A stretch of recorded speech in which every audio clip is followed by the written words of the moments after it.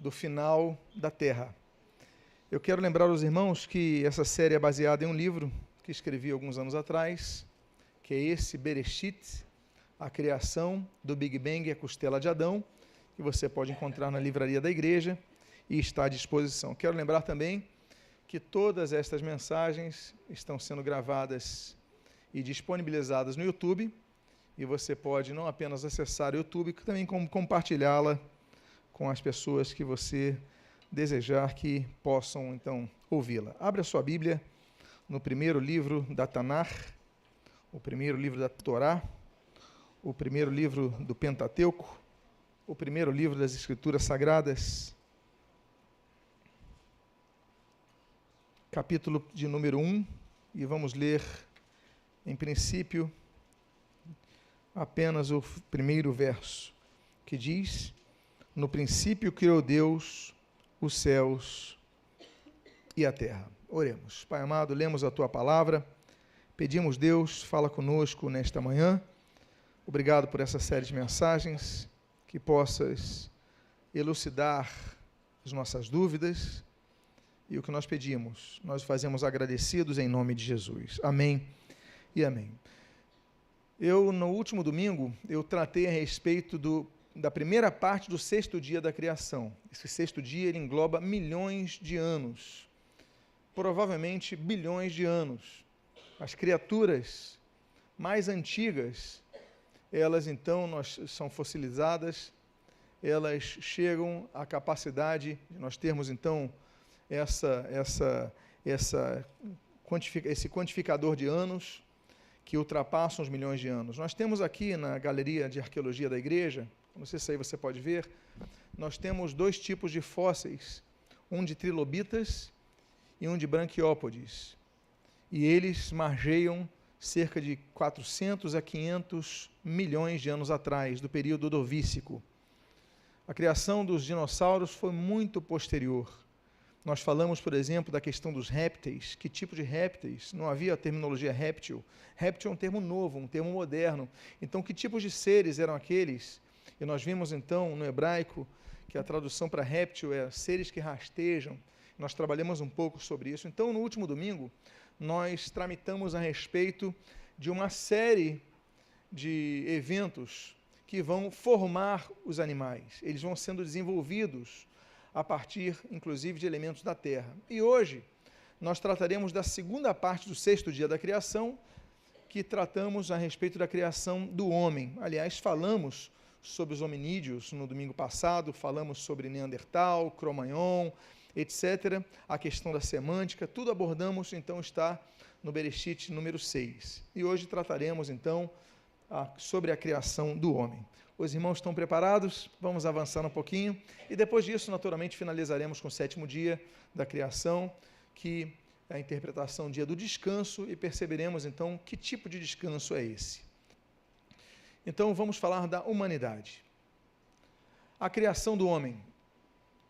No texto que fala da criação do homem, nós temos 3 verbos no hebraico que devem ser considerados. Então, você que está com sua Bíblia aberta, você pode manter-se nesse capítulo primeiro, lendo o versículo 26 ao 28, e depois eu pulo para o capítulo de número 2 e leio o versículo número 7. O texto está ali, na tela, com as menções aos termos hebraicos que constam em nossas Bíblias. Assim registra a palavra de Deus.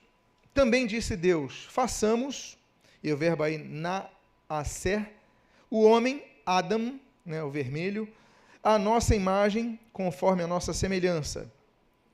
Tenha ele domínio sobre, e aí fala sobre vários seres que ele vai ter domínio. Continua dizendo o texto.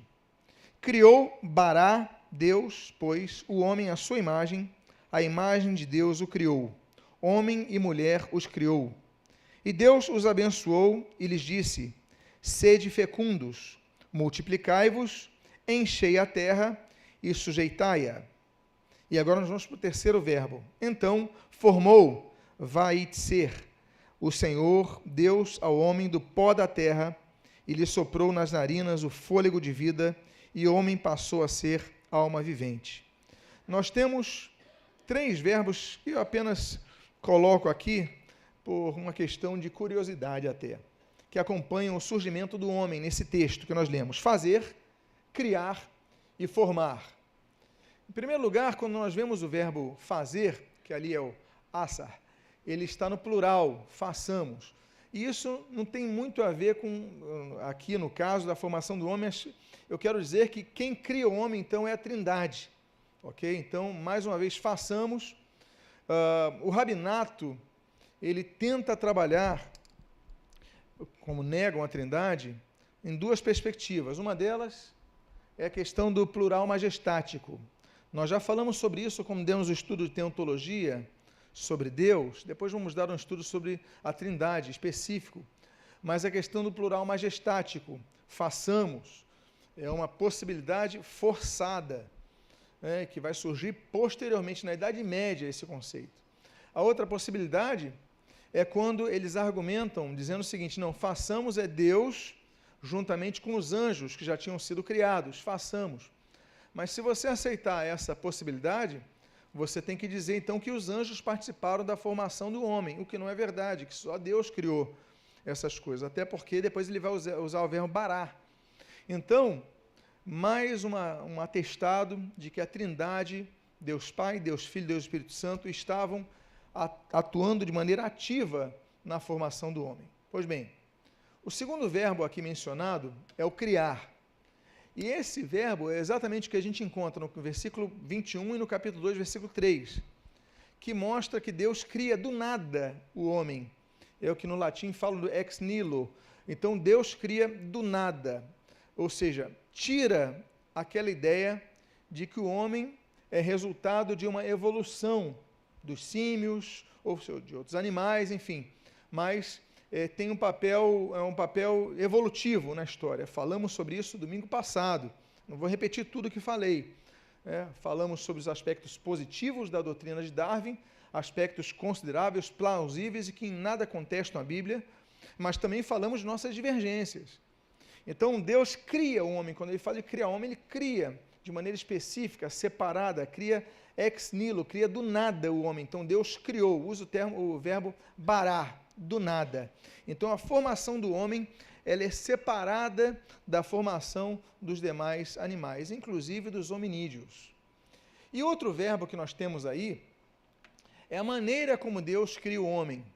Ele usa o verbo yatsar, que é formar. Mas esse vocábulo, ele é um vocábulo usado, por exemplo, para as pessoas que constroem um vaso de barro, por exemplo. Então, quando a pessoa forma um barro, ele, na verdade, ele pega o material para formar. Então, quando Deus cria o homem do nada, ele se aproveita do material que já havia na terra, que são os elementos orgânicos, são a poeira, enfim, o barro, o pó. Tanto é que quando o homem morre, então ele volta a ser o quê? Pó. Ele volta a ser poeira. Então, por quê? Porque ele vem da terra, ele volta à terra. Ok? Então, esse é um outro verbo que é colocado aqui. E por isso nós falamos, então, do pó da terra. Por que é interessante falar do pó da terra? Porque o homem ele é formado, do pó da terra. Vocês lembram que nós falamos, no início dessa série, sobre o princípio do pó, que a Bíblia fala sobre o princípio do pó da terra, esse pó que viaja o cosmos. Então, nós temos, por exemplo, esse pó que vai formar não apenas o homem, mas vai ser observado em todos os planetas, em todos os astros, elementos químicos que vão ser distribuídos por todo o espaço através da explosão do Big Bang, através da explosão daquela pequena bola de fogo, se nós então assim resumirmos a questão, e vai então aquele material de maneira radiativa se prolongando, e vai então, você tem elementos, você tem hidrogênio em Mercúrio, você tem hidrogênio em Vênus, você tem elementos que nós temos na Terra. E nós, seres humanos, também somos seres químicos, dependemos de química. Então, aquilo que a gente fala, eu já falei, meu filho, come feijão porque tem ferro, toma essa vitamina porque você precisa disso, aí não, os seus osteoporose, então precisa de mais cálcio. Então, existem vários elementos que nós, como seres humanos, temos, nascemos com eles, mas vão sendo perdidos ao longo da nossa vida. Então, a questão da osteoporose, como eu falei, vamos perdendo cálcio, vamos perdendo vários elementos. Então, é preciso que sejam repostos através de vitamina, que pode ser em alimentos ou em pastilhas, ou enfim. São vários recursos que hoje a ciência tem disponibilizado para que nós possamos, então, recompor essa questão. Falta de elementos químicos, por exemplo, eles afetam o nosso humor. Há pessoas que precisam de antidepressivos. O que são antidepressivos? Certos elementos químicos que a pessoa toma e que ela então volta a equalizar aquela questão que vai dar um novo ânimo à pessoa. E o termo ânimo é muito interessante, vamos tratar dele a respeito. Então, Deus, ele vai fazer o homem a partir de elementos que já existem no universo e de maneira específica, então, na Terra. Tanto é que o nome Adam, né, Adam, que é a base do termo vermelho. Mas por que vermelho? Porque Adão, ele vai ser feito do quê? Do barro vermelho.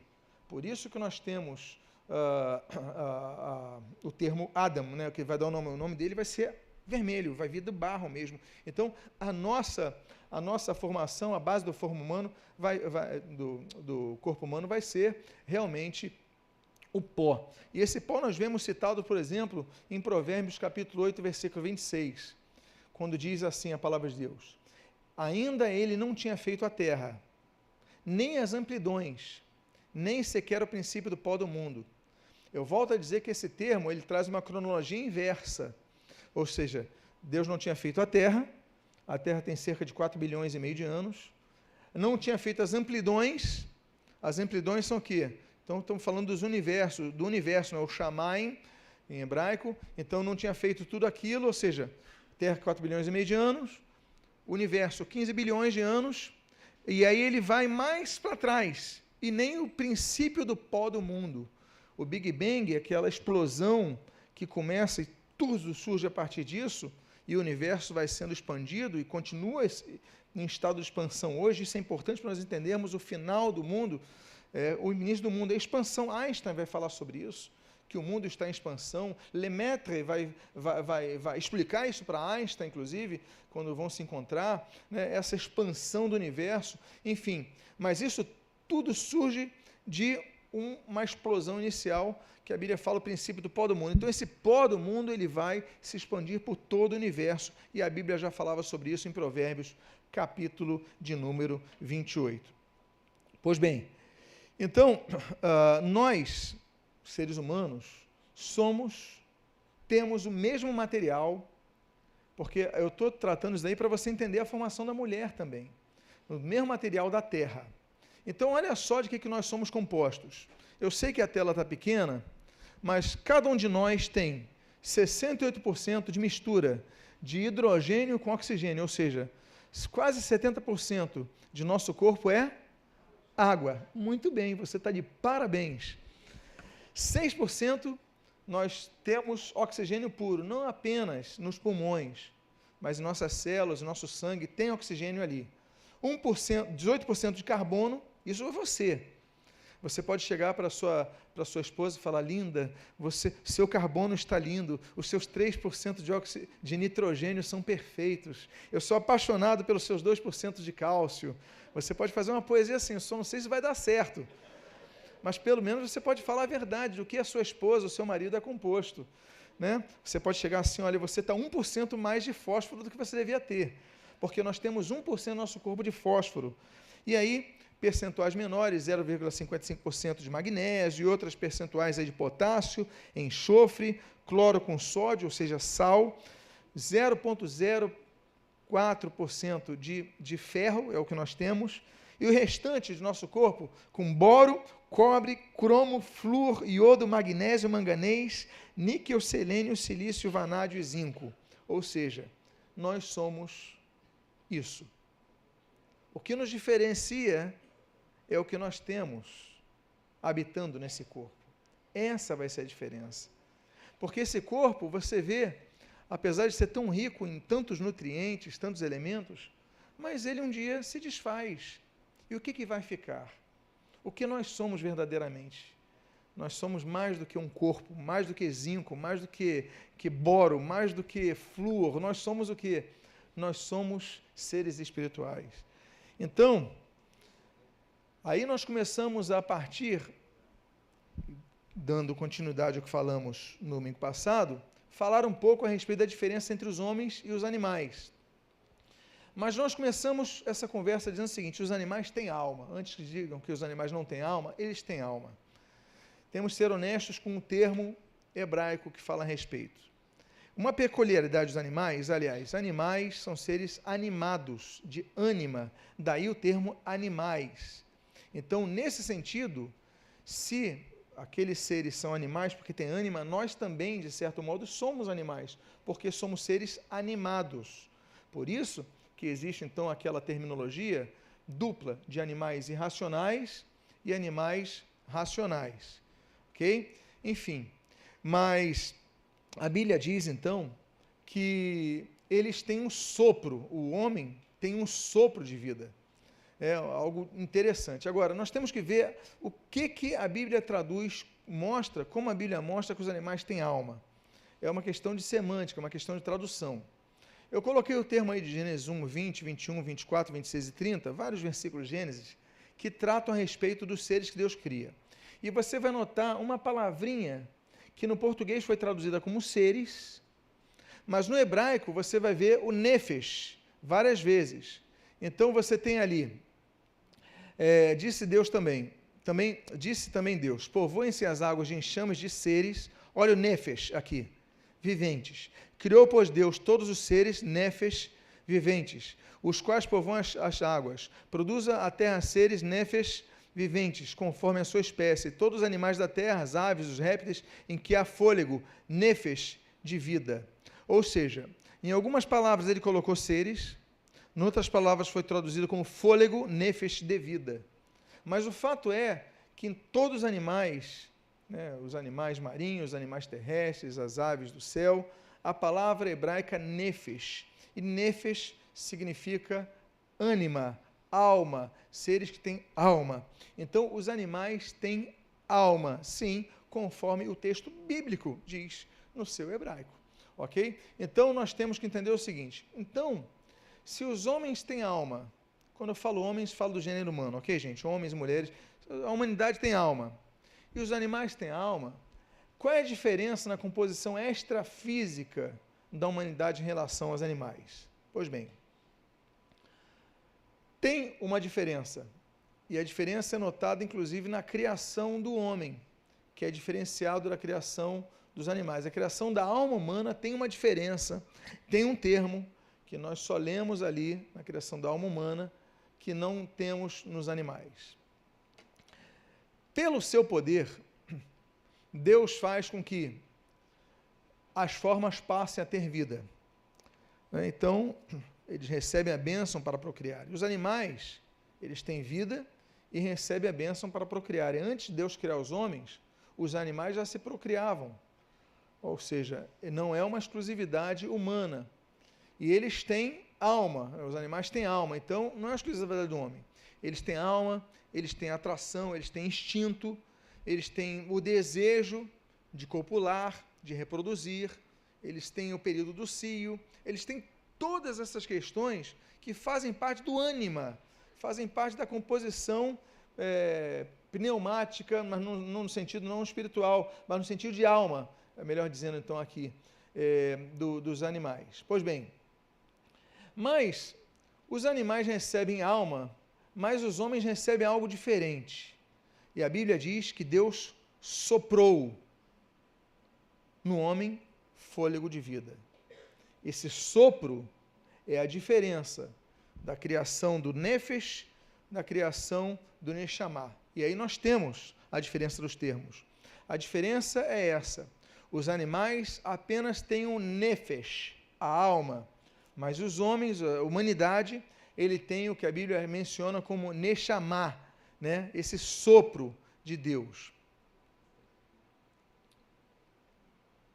Vou pedir que isso, obrigado.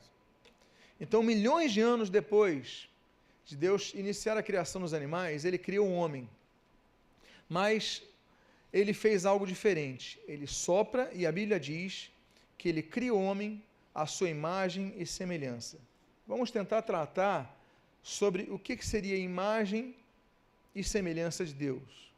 Apesar que nós tenhamos obrigatoriamente que caminhar numa trilha de hipótese, porque temos que trabalhar a questão das possibilidades. Mas o fato é que esse algo mais, o Neshama, o fôlego de vida, nós encontramos junto às palavras originais. Diz assim: então formou o Senhor Deus, o homem do pó da terra, e lhe assoprou nas narinas fôlego, Neshama, de vida, e o homem passou a ser Nefesh, vivente. Então, Deus dá ao homem algo que era dele. Ele soprou, a tradução da Bíblia é fôlego. Lembro a vocês que o espírito é ruach, né? Então é vento. Espírito em grego, pneuma, é vento. Daí vem pneumático, pneu, algo que tem vento dentro, algo que tem ar dentro. Deus sopra algo dele, da essência dele, no ser humano.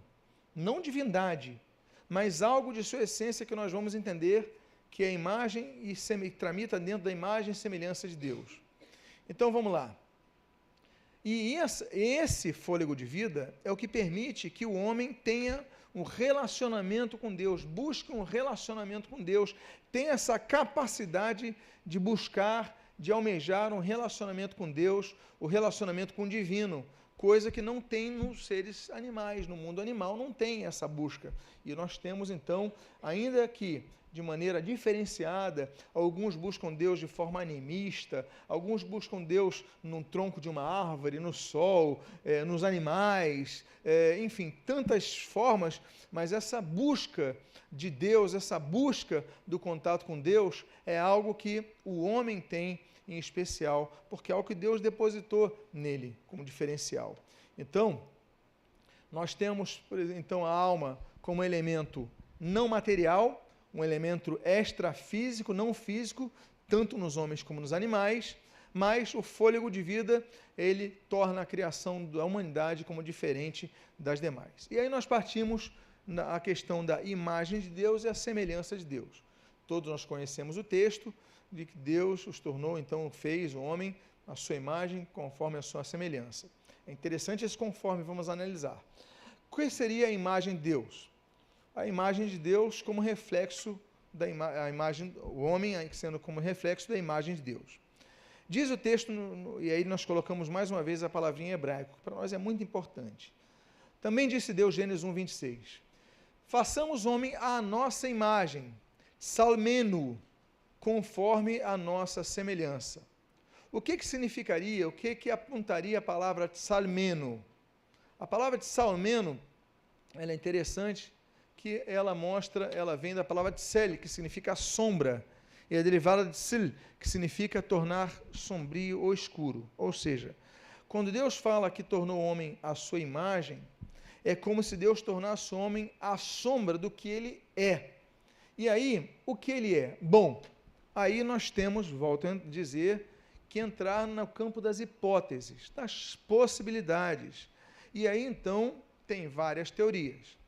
A que eu tendo a abraçar é a seguinte, é a sombra da imagem moral de Deus, o sentido de buscar a retidão. Isso é o que o ser humano tem. Deus criou o homem reto, é para que ele faça justiça. E ele, com o pecado, ele perde essa imagem de Deus. Então, volto a dizer, imagem e semelhança, essa sombra de Deus, ele deixa de refletir o que Deus é quando ele perde a sua retidão. Deus criou o homem reto e o pecado faz isso. Tanto é que no livro de Eclesiastes, no capítulo número 7, no versículo número 29, em sua segunda parte, o texto diz assim, Deus fez o homem o quê? Reto, mas ele se meteu em muitas astúcias. Ou seja, a imagem de Deus, ela é perdida quando entra o pecado. E ela, então, deve ser buscada. Nós devemos buscar, voltar a refletir a imagem de Deus, ou seja, voltar a ser o tsel, né, a sombra, daí da tsel menu, né, a sombra de Deus, representar na terra aquilo que ele é, ou seja, a retidão, a justiça. E aí nós buscamos isso através de uma vida onde nós deixamos o pecado, buscamos então viver uma vida contra a natureza caída, e aí nós buscamos então recuperar essa imagem de Deus. E aí nós temos o texto, por exemplo, de Romanos 5,12, que fala a respeito disso e da necessária conversão do pecador. O texto de 2 Coríntios, capítulo número 3, versículo 18, diz assim: e todos nós, com o rosto desvendado, contemplando como por espelho a glória do Senhor, somos transformados de glória em glória na sua o quê? Própria, olha o termo, imagem, como pelo Senhor o Espírito. Então, nós, quando somos transformados, nós de glória em glória vamos recuperando essa imagem de Deus, que é perdida pelo pecado. Então, quando Deus cria o homem, a sua imagem, conforme o seu conceito, a imagem conforme o seu conceito moral, ok? Agora, vamos então partir para a semelhança de Deus. Se então imagem aponta para o conceito moral que nós devemos resgatar, a Bíblia diz no mesmo versículo, e usa outra palavra, versículo 26 de Gênesis 1 diz assim: também disse Deus, façamos o homem à nossa imagem, conforme a nossa semelhança. Kidmu teno seria a palavra semelhança. A palavra que, ela é interessante, por quê? Porque se você notar o termo, vou voltar aqui, ele diz assim, conforme a nossa semelhança. Esse conforme é uma palavrinha hebraica que tem muitos significados. Que significa conforme, mas também significa como, mas também significa tanto quanto. Ou seja, o que aponta ao formato de Deus. Por quê? Que menos mostra demut. Demut significa modelo, cópia, forma, aparência, feição. Ou seja, se imagem aponta para o conceito moral de Deus, a retidão de Deus que nós devemos, que o homem perde no pecado, mas ele resgata na sua conversão e deve manter na sua santificação, a palavra semelhança, ela aponta à formatação do homem que é semelhante a Deus.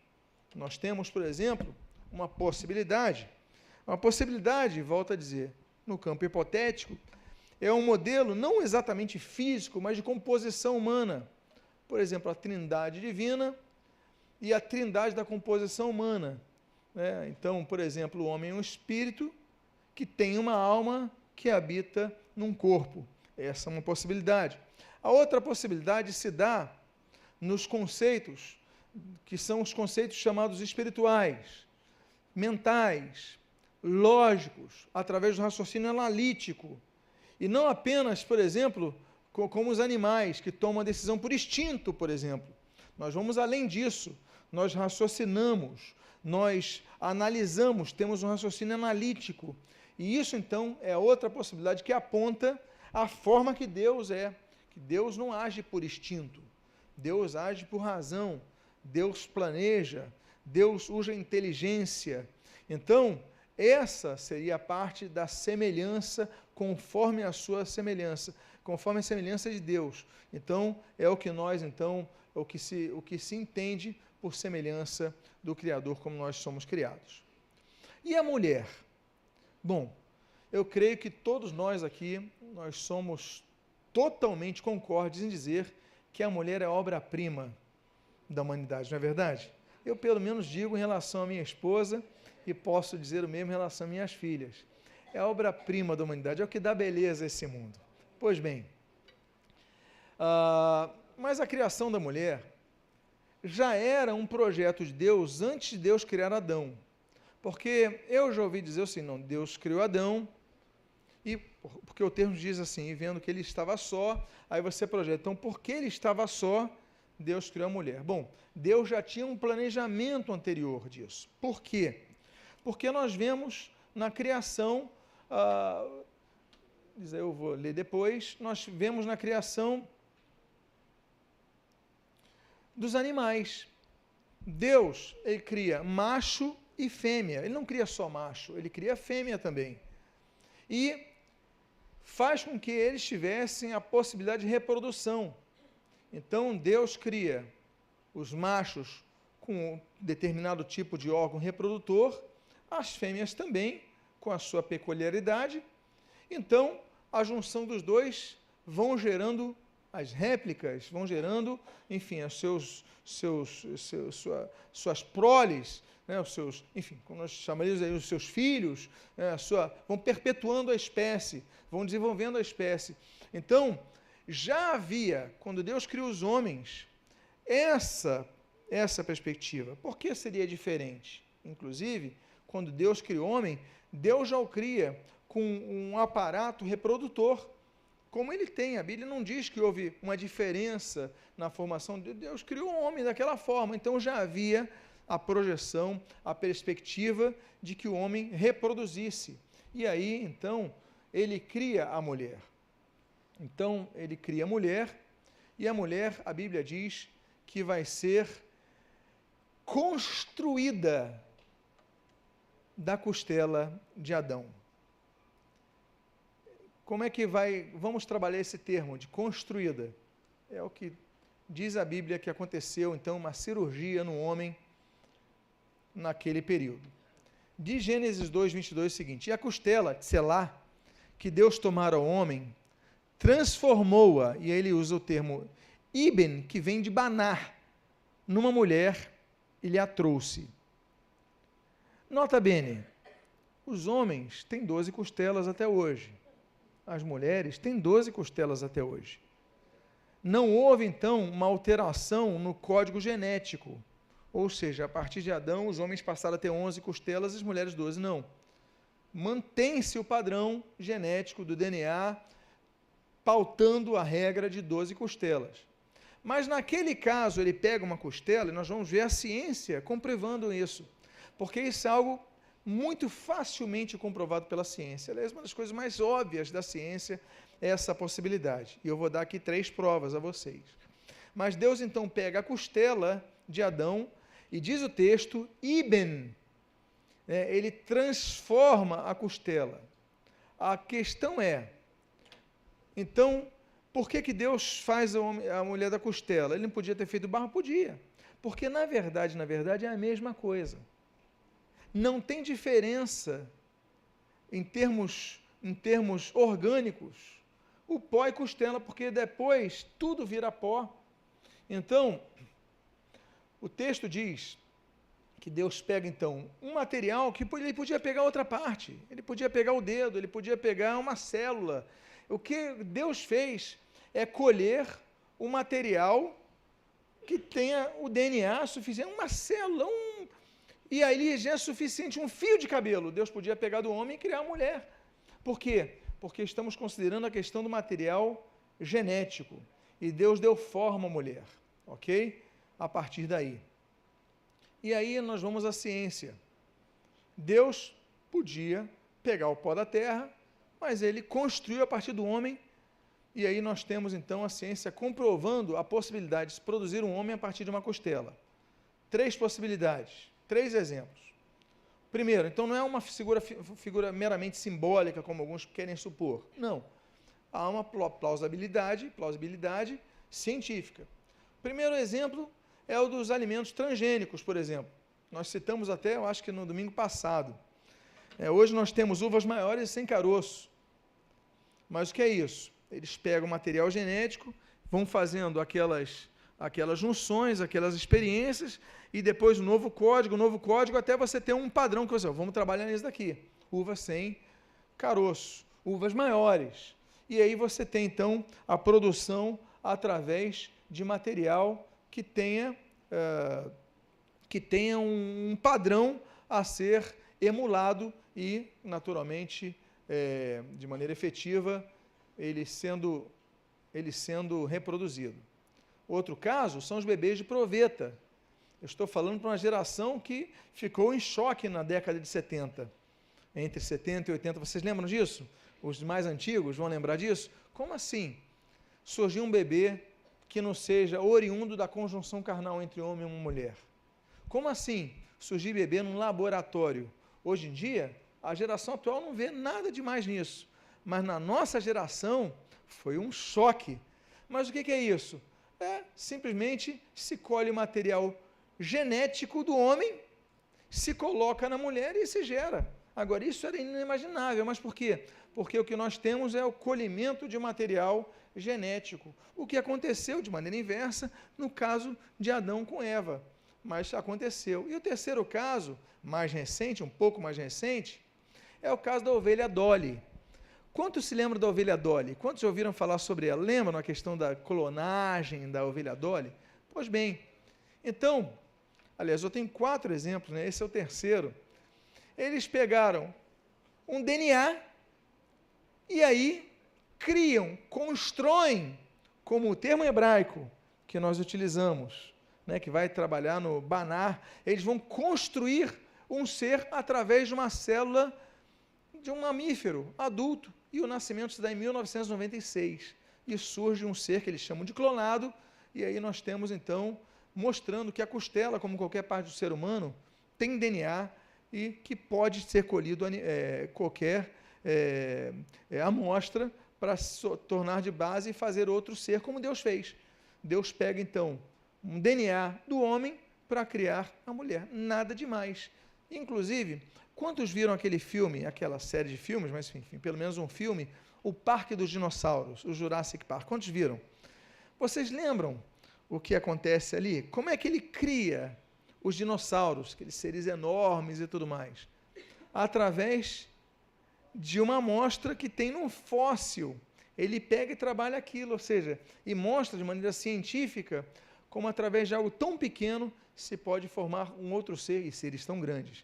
E assim Deus fez. Ele pega, ele colhe o material genético do homem e cria a mulher, o que a ciência hoje, o que nos anos 50, nos anos 60, algumas pessoas não entendiam, então eles hoje entendem como algo altamente plausível. Bom, finalizamos o 6º dia da criação. É o 6º dia da criação que tem uma duração das maiores. Nós já falamos do período da criação da vegetação, já falamos da criação de tantas coisas, tantos milhões de anos surgiram, bilhões de anos surgiram. Estamos chegando ao fim. Talvez, depois de 15 bilhões de anos, de tantas coisas que nós falamos ao redor dos 6 domingos anteriores, nós vamos chegar agora ao final dessa criação. O 7º dia, o descanso da criação. E o descanso da criação, normalmente nós chamamos também de o descanso de Deus. Mas que tipo de descanso é esse? Não se trata de ausência de trabalho, porque Deus não deixa de trabalhar. Mas vamos ver o que diz o texto do capítulo 2, versículos 1 ao 3. Diz assim, o texto assim registra: Assim, pois, foram acabados os céus e a terra, e todo o seu exército. E havendo Deus terminado no 7º dia a sua obra que fizera, descansou nesse dia de quê? De toda a sua obra que tinha feito. E abençoou Deus o 7º dia, o dia 7º, perdão, e o santificou, porque nele descansou o Shabat de toda a obra que, como Criador, fizera. Então, o descanso de Deus não é porque Deus se cansou. O que é o cansaço? O cansaço é quando você, tendo energia adquirida, assimilada e estocada através de alimentação, através do repouso do corpo, do repouso da mente. Então, você pega uma recarga, você assimila ela, você estoca ela. Aí você acorda, você começa então a descarregar essa energia, a perder energia, você fica cansado. Não é o caso de Deus. Deus não precisa de ter energia estocada, de ter energia adquirida como nós por alimento, por exemplo. Não. Deus é Deus. Deus tem outra configuração. Agora, nós precisamos descansar. Mas por que a Bíblia que Deus descansou? O texto é claro. Deus descansou de toda a obra que como Criador fizera. Descansou do dia da obra que tinha feito, ou seja, o descanso de Deus, o repouso de Deus, não é em relação à energia depreendida, mas o descanso de Deus é o Shabat, é a pausa, é o término, é o descanso, deixar de produzir a obra da criação. É por isso que não há mais a criação após isso. Então, o descanso de Deus não se limita a um dia determinado da semana. Então, o sábado, ou a sexta-feira à noite, ou um dia de 24 horas é o dia do descanso de Deus. Não, nós temos tratado isso, que as obras, os dias da criação, eles demoram milhões ou bilhões de anos. E o caso da obra de Deus? Deus continua descansando de sua obra? Bom, Deus não descansou por estar cansado. Mas olha só o que Jesus fala. Em João capítulo número 5, versículo 17, a Bíblia menciona o seguinte: porque fazia estas coisas no sábado, mas ele lhes disse, meu Pai trabalha até agora, e eu trabalho também. Ou seja, Deus continua trabalhando.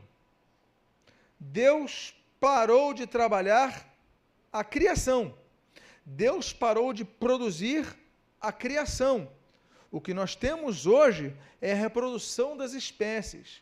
O que nós temos hoje é a ação contínua daquilo que Deus permitiu que nós produzíssemos. Mas nós produzimos réplicas, não criamos réplicas. Deus é o Criador, só Ele é o Criador. Nós somos reprodutores, seres replicantes, nós replicamos o que Deus formou. Então, é isso que acontece. Mas Deus parou, então, de trabalhar no sentido de produzir a obra, mas Ele continua trabalhando hoje, naturalmente. Ao contrário do que Nietzsche preconizava, por exemplo, ao dizer que Deus está morto, Deus esqueceu a sua criação, largou ele de lado. Não, não é isso. Deus continua trabalhando. Agora, Ele conclui a obra, Ele terminou a obra. Então, não há novas produções de Deus em relação à obra criada. As espécies, Deus criou muitas. Muitas das espécies nós nunca vimos. Muitas das espécies foram extintas antes do homem surgir, como a trilobita que nós temos ali. Né? Milhões de anos antes do ser humano ser feito, as trilobitas já existiam, antes até mesmo dos dinossauros. Então, muitos seres vieram, Deus criou, foi criando, já foram extintos e agora acabaram. As novas espécies acabaram, foram extintas. O que nós temos é a manutenção de algumas e a replicação de outras. Aí você pega, então, você pode replicar, volto a dizer, através de um fóssil, você pode replicar algo que Deus já criou há milhões de anos. Volta ao exemplo do Parque dos Dinossauros. Ainda que foi uma poesia, foi uma ficção, mas é possível que alguém pode recriar um ser que já foi extinto. É possível que sim, claro, mas isso não significa que Deus está criando algo novo. Agora, a questão do descanso de Deus é que ela não perdurou 24 horas. O Shabat de Deus, o descanso de Deus é contínuo e continua nos dias de hoje. É interessante, eu quis colocar aqui, por causa do respeito ao Shabat, do dia do Shabat, do descanso de 24 horas, que nós primamos, os judeus primam mais ainda. Eu uso um filósofo judeu, que é o filósofo mais bem conceituado no judaísmo, Moshe ben Maimonides, século XII. E ele tinha um entendimento diferencial que representou o sétimo dia. Olha o que ele diz. Olha como ele pega a ideia. Diz Maimonides o seguinte: para nós, a significação deste repouso é que, a partir do primeiro sábado e por todo o resto da eternidade, as leis da natureza, incluindo o fluxo do tempo, atuariam de uma maneira normal. Maimonides entende que até o sétimo dia, os dias não são contabilizáveis como 24 horas. O tempo não pode ser contado como nós contamos hoje. Agora, a partir do sétimo dia, ele diz, o fluxo do tempo, incluindo o fluxo do tempo, atuaria de uma maneira normal. Ou seja, começaria o padrão que nós temos, assim como ele tinha no século XII, nós temos no dia de hoje. Não havia uma lógica de contabilização do tempo. Isso só vai ser possível a estabilização no descanso de Deus. Pois bem, é por isso, e lembra que a gente falou no primeiro ou segundo dia dessa série, sobre os termos e houve tarde e manhã do primeiro dia, e houve tarde e manhã do segundo dia, lembram? Que a gente trabalhou as duas palavrinhas hebraicas, Erev e o Boker. Nós falamos, então, a configuração disso, não necessariamente tarde e manhã, como nós conhecemos hoje, ou em algumas traduções, noite e manhã, mas, enfim, trabalhamos sobre essas duas palavras. Mas é interessante que no sétimo dia não existe essa palavra. O sétimo dia não menciona e houve tarde e manhã. Por quê? Porque o Shabat da criação continua no dia de hoje. Ou seja, ela adentra a eternidade, que é uma dimensão atemporal. É por isso que eu gosto muito desse texto de Hebreus, capítulo 4, os versículos 1, 3, 4 e 10 a 11. Eu vou ler para você, você pode anotar, você tem à disposição o vídeo, tem o livro, enfim. O texto diz assim: temamos, portanto, que, sendo-nos deixada a promessa de entrar no descanso de Deus, a promessa de entrarmos no descanso de Deus no futuro, quando nós terminarmos nossa peregrinação na terra, nós temos a perspectiva de entrarmos no descanso de Deus. O descanso é contínuo. Suceda parecer que algum de vós tenha falhado. Nós, porém, que cremos, entramos no descanso, ou seja, a vida eterna com Deus é o descanso de Deus que existe hoje. Porque em certo lugar assim disse, no tocante ao sétimo dia, e descansou Deus no sétimo dia de todas as obras que fizera. De novo determina certo dia, hoje. Portanto, resta o repouso para o povo de Deus, porque aquele que entrou no descanso de Deus, também ele mesmo descansou de suas obras, como Deus das suas.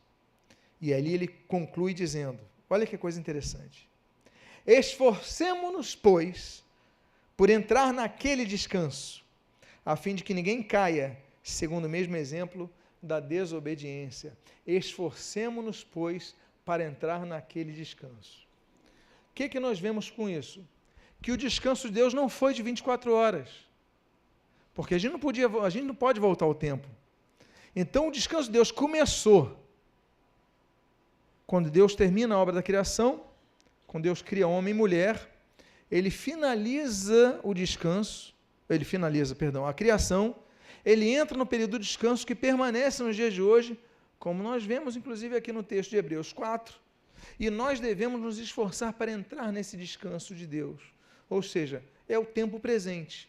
Deus continua descansando de suas obras, ainda que Deus continue trabalhando, como Jesus falou naquele registro de João.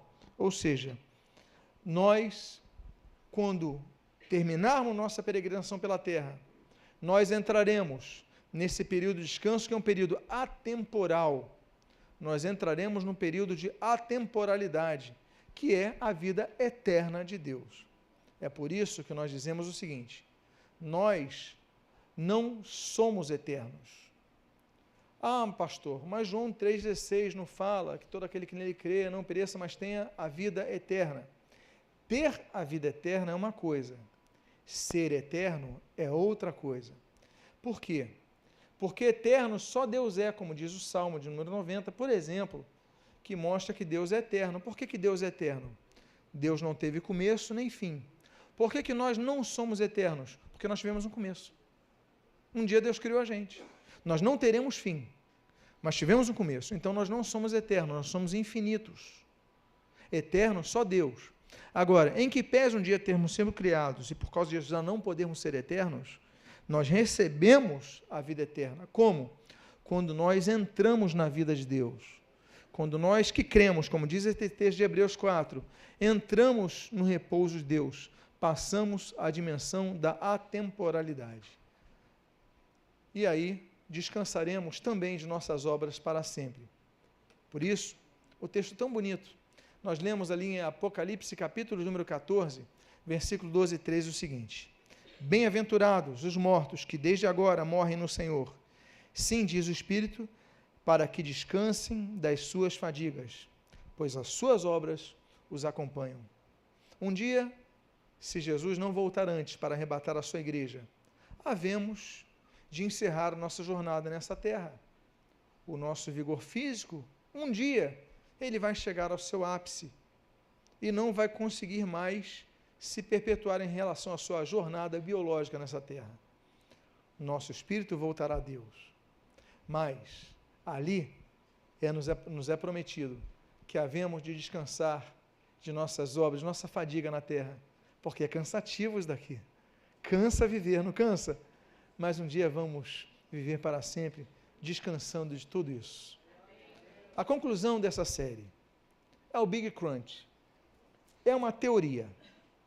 Vocês lembram que nós começamos a falar da teoria do Big Bang? Que é um termo que foi colocado, foi criado até jocosamente, para questionar os físicos e os astrônomos. Enfim, se existe a teoria do Big Bang, quando uma pequena explosão começa a gerar todas as coisas através de liberação de energia, nós temos uma teoria também, é uma teoria chamada Big Crunch. E o que diz essa teoria? Bom, vocês lembram que nós citamos, e eu já mencionei hoje aqui, que a teoria do Big Bang mostra que o universo está em expansão, continua se expandindo. Continua se expandindo. E aí o Lemaitre, o Einstein, eles vão confirmar isso, não apenas através de cálculo, mas depois a NASA vai mandar uma sonda, vai mostrar isso. Nós temos o COBE, nós temos, e falamos tanto sobre isso que eu não vou repetir. Mas o universo continua se expandindo. Entretanto, como tudo que se expande, um dia ele vai chegar ao seu ápice, não sabemos quando, mas vai começar um processo de retração. Quem advoga isso, por exemplo, é o Stephen Hawking, que é um decano de Cambridge, que é um homem, um astrofísico altamente conceituado, nascido em 42, e ele afirma, com base na teoria de Einstein, que, se por um lado não há dúvidas sobre a expansão do universo estar hoje em dia em sua trajetória comum, mas depois de um tempo, esse universo que se expande, ele vai começar a se retrair. E aí, da teoria chamada Big Crunch. Nesse momento, e eu estou falando então do fim do mundo, do fim do planeta Terra, que Deus criou um dia. Nesse momento, toda a matéria existente no universo, depois que consumidos os combustíveis das estrelas, então, a energia sendo liberada, então o Sol, um dia vai acabar a energia do Sol, um dia vai acabar a energia dos demais sóis que existem por todo o universo, enfim, vai começar a haver um período de retração. E essa, apesar, o Sol vai esfriar, não sei, mas vai haver uma reconjunção de matéria com uma massa gravitacional, vai ser tão intensa que vai começar a ser incandescente. Lembra que então a Terra mesmo era uma bola de fogo, ela vai se esfriando, vai permitindo, então, no início é tudo água, aquela água incandescente, borbulhante, a gente não vê o Sol, só vai ver o Sol no quarto dia e tal, aí vai haver uma opacidade, depois uma translucidade, depois está uma transparência, você já consegue ver o Sol, consegue ver a Lua, consegue ver as estrelas, tudo isso no processo de milhões de anos. Então, o vapor, tudo vai esfriando, bom, tudo vai então se juntando, incandescendo, e essa massa que vai se juntando vai gerando energia, e aí nós temos então um aumento e choque de massa e um aumento de energia com elevadíssima temperatura. E aí nós temos, assim como no princípio foi uma bola de fogo, tudo isso, as galáxias vão se desfazendo, e aí isso é cálculo astrofísico, gente. Por isso é teoria, não tem prova, até porque a gente não passou por isso ainda, ok? São cálculos.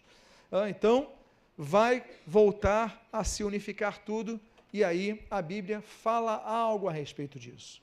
O que a Bíblia diz? Você pode abrir a sua Bíblia em 2 Pedro, capítulo de número 3, e eu leio os versículos 7, 10, 12 e 13. Eu tenho o texto aí na tela, está no livro, você depois pode ver no YouTube. Olha o que diz o texto. Ora, olha que texto profundo, gente. Olha que texto profundo. Ora, 2 Pedro 3, eu leio o 7, o 10, o 12 e o 13. Ora, os céus que agora existem, está falando dos céus, está falando do universo, ok? E a terra, pela mesma palavra, têm sido entesouradas para o fogo. Virá, entretanto, como ladrão o dia do Senhor, no qual os céus passarão com estrepitoso estrondo e os elementos se desfarão abrasados. Também a terra e as obras que nela existem serão atingidas.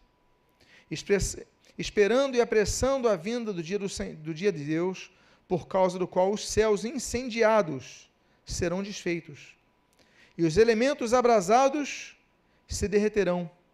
Nós, porém, segundo a sua promessa, esperamos o quê?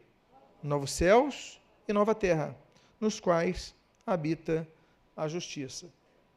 A Bíblia já fala que vai haver um cataclisma no futuro, que a terra vai ser abrasada, não só a terra, mas o universo. Ou seja, confirmando, por exemplo, que Stephen Hawking e outros físicos e astrofísicos entendem de que vai haver um abrasamento, vai haver um grande, enfim, tudo, a energia vai voltar a se concentrar e a massa, então, vai começar a arder. Por isso, a Bíblia aponta para o novo lar. Então, a Bíblia diz o seguinte, em 2 textos, um do Antigo e um do Novo Testamento. Pois eis que eu crio novos céus e nova terra, e não haverá lembrança das coisas passadas, jamais haverá memória delas. Por quê? Vai ser tudo refeito. E o texto de Apocalipse 21, versículo 1, na sua primeira parte, diz assim: vi novo céu e nova terra, pois o primeiro céu e a primeira terra, o quê? Passaram. Então, mais uma vez, a Bíblia confirmando as perspectivas científicas. Eu quero agradecer a vocês, encerrando essa série de mensagens. Quero agradecer a você que me acompanhou nessas 7 semanas. Eu sei que foi um exercício de paciência. Eu sei que houve um esforço muito grande. Eu sei que houve ocasiões que você pensou até em desistir de continuar ouvindo. Mas eu quero parabenizar a você e, em primeiro lugar, agradecer pelo seu esforço, a sua dedicação, porque eu creio que, de alguma forma, isso compensou a sua vida, através do que a Bíblia, que é um tesouro enriquecido, ela nos traz, nos revela, e muitas vezes está escondido. Então, o que nós procuramos fazer nessas semanas é extrair desse tesouro escondido conhecimento, para que pudesse gerar em nós edificação. Muito obrigado e que Deus te abençoe rica e abundantemente. A Deus toda a glória. Jesus seja louvado. Vamos fazer uma oração. Pai amado, nós te louvamos, nós te agradecemos, nós te bendizemos por toda a tua palavra, que tantos recursos de conhecimento nos dispõe e que aqui nós procuramos nessas 7 semanas obter, usufruir para a nossa edificação. Muito obrigado, abençoa nossas vidas, que nós possamos continuar crescendo no conhecimento da tua palavra